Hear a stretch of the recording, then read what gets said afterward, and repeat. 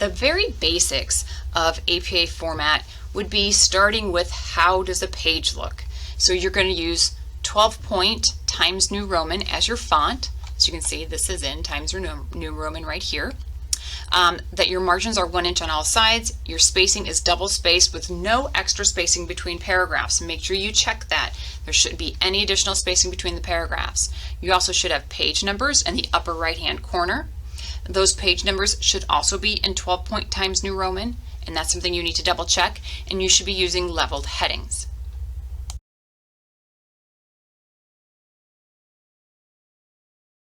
One of the best resources you have, other than your APA manual, to help you format your paper is the APA D2L site that we have here at Methodist College. If you go to it and you go to Learning Materials, not only do you have all sorts of information here, frequently asked questions, these tutorials are here under the tutorials, but you also have a paper template. I highly recommend that you download this paper template and that you use it. And I'm going to show it to you really quickly.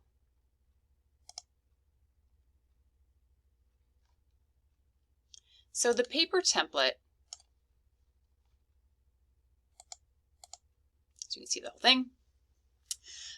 Basically, all you do, if you download it, then you just replace what's here with what you need to put there. So if it says title of the paper, you just put in whatever the title of your paper is going to be.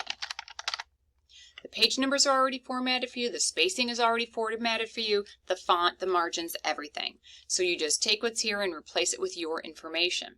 So course number and title, you would just take this whole thing and put English 201,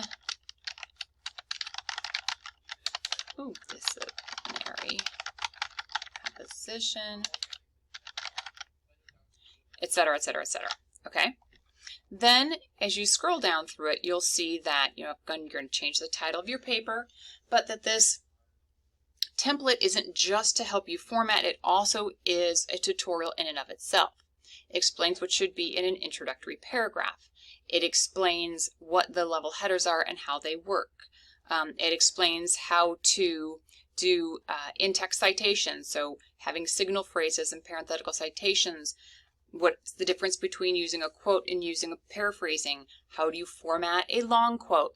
All of this formatting is right here inside the template. So I really do highly recommend that you go to the APA D2L site and you download this and you use this for your papers. It just makes your life a lot easier. Another thing that's extremely helpful for the, I've got to find it again. There we go.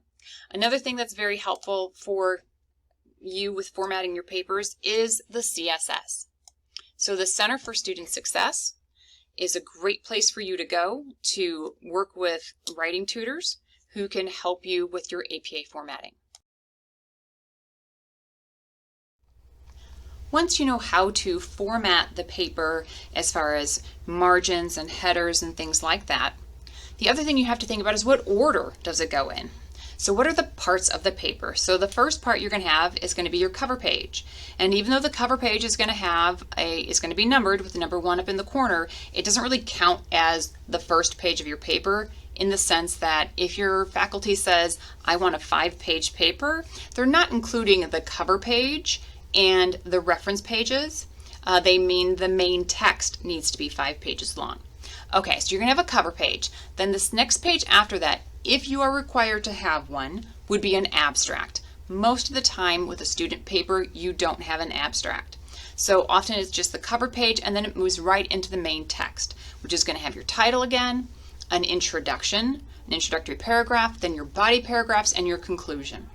After that, you'll be your reference page. So it'll say references at the top in bold, and you'll have all of your references listed in alphabetical order, formatted correctly in APA format. And then after that, if you have tables and figures, and if you did not embed those tables and figures into the main text, then you would have those tables and figures after the references page.